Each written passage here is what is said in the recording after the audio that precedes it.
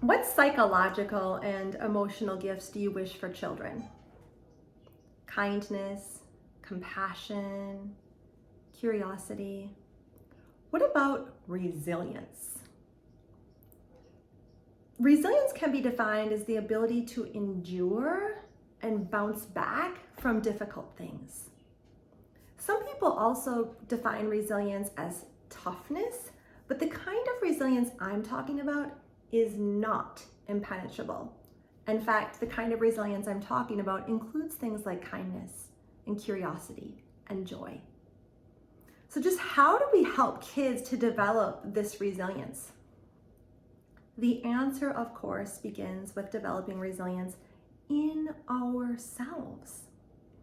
I'm going to share 5 keys to resilience, as well as an application of these keys to a parenting challenge. And that parenting challenge is my older daughter's learning disability. The first key to resilience is acceptance. Acceptance of ourselves, acceptance of our children. And if you haven't yet seen my Kiwi bird video, I recommend it. It has a great metaphor for acceptance. Acceptance really lays the foundation for unconditional love.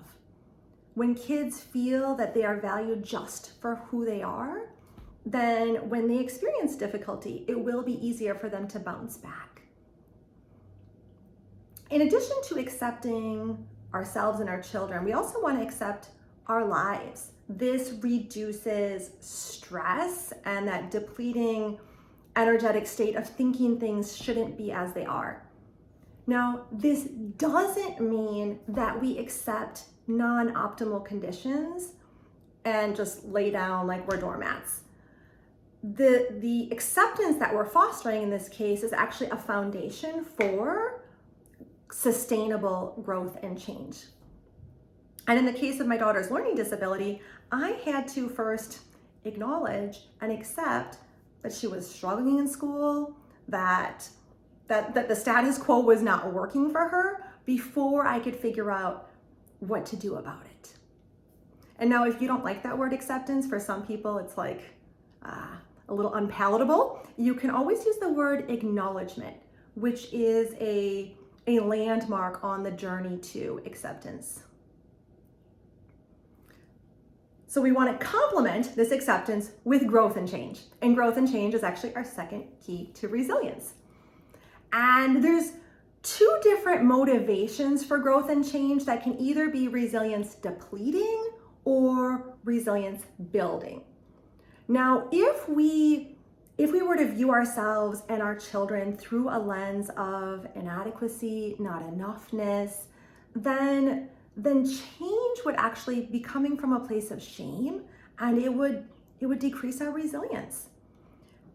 If instead we use our first key, acceptance, and that unconditional love as a motivator for change, then we're trying to change things not because we're inadequate as we are, but because we wish for ourselves and our children to have their best lives and to be their best selves.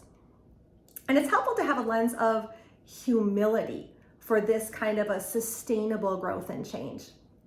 And when I talk about humility, I'm not suggesting that we view ourselves as less than others. Quite to the contrary, I'm suggesting that we view ourselves as equal to others, which means we have both strengths and weaknesses, and we are on the learning team. And this lens of humility was really helpful when it came to my daughter's learning disability. My older daughter has a very divergent brain, and it's a strength when it comes to innovation, creating. It is a weakness when it comes to reading blocks of academic text or presenting ideas in a linear sequence, a 5-paragraph essay. And so that lens of humility allowed me to view her divergent brain, as both strength and weakness side by side. Now, sometimes in life, we're in a place where we know we need to change something and we don't know how. And this can be a really hard place to be in. And this is where we need to bring in the third key to resilience, which is curiosity. think about the difference between thinking that this needs to change, I need to figure it out, I need to get this right, there's one right way. That's a really resilience depleting mindset. It's very stressful in our minds and in our bodies. And notice the difference when you start to bring in curiosity and you think, I wonder who has gone through this before. I wonder what resources are out there for me that I could look into to learn more about what might be pathways that I could explore. And in fact, exploring different pathways, trial and error, is part of employing curiosity. Will this work? Let me try this. And I had to do a lot of this with my daughter as we tried to figure out how to address her learning challenges. And so I read books, I talked to people, we tried different pathways. And I'm going to be honest, this trial and error period of time can be stressful. It can be hard. And so this is where the fourth key to resilience really comes in, which is compassion. And to be truthful, if I had to choose only one key to resilience, it would be compassion. I needed a lot of compassion to hold my daughter while she struggled. Her struggles began in first grade, and it was, and I need to give myself compassion too, because it was hard to see her struggle, and then it was hard for me to see her struggle, and it was hard for her to be struggling. And so I needed to hold her struggle in tender love. This is part of resilience, and to hold my own struggle in a tender embrace. This can sometimes be, this is where again, sometimes resilience involves vulnerability. There's a lot of strength to this. Now, compassion is not just soft, it's also strong, it's fierce.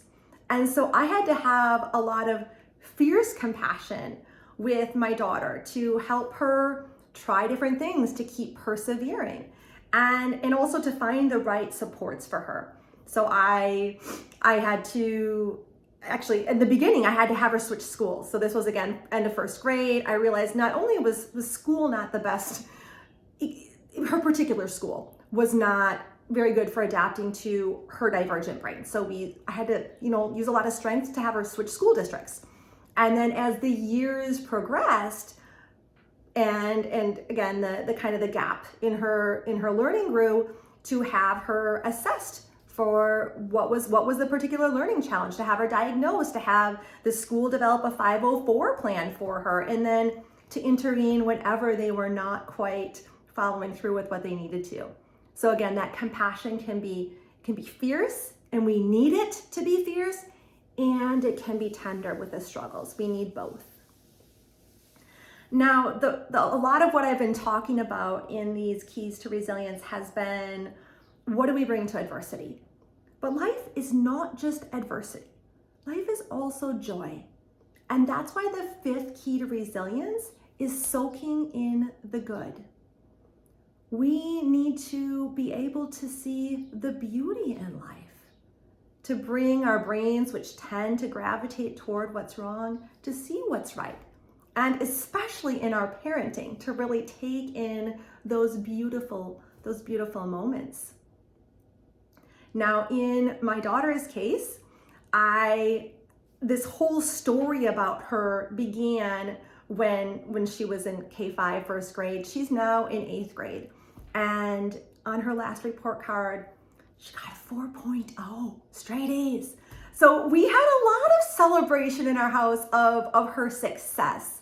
We had to soak in that her efforts actually led to results. Now, this doesn't mean her learning challenges are over. They are not. And in fact, sometimes people don't want to take in the good because they're afraid to take in the good, because they think, what about when this good moment passes? I'm going to be so sad. Now, the truth is, the good moments do pass. And this is precisely why we need to take them in, because we want to have neural traces of those good moments when the next challenge arises. It actually is resilience boosting to take in the good. Now, you might hear these 5 keys to resilience and think, oh my gosh, I don't have these yet. Not to worry. None of us do. These 5 keys, which are acceptance, growth, curiosity, compassion, and soaking in the good, these 5 keys are not destinations we arrive at. They're more like North Stars that guide us on the journey. And actually, we can use the 5 keys to resilience while we travel that journey. We start by accepting where we are and accepting where our kids are on that journey. And then we notice the areas that we need to grow in, and we seek those resources. We get curious about, how can I grow in these particular areas? We give ourselves compassion when we fall short. And then when we actually hit the mark, we take in the good.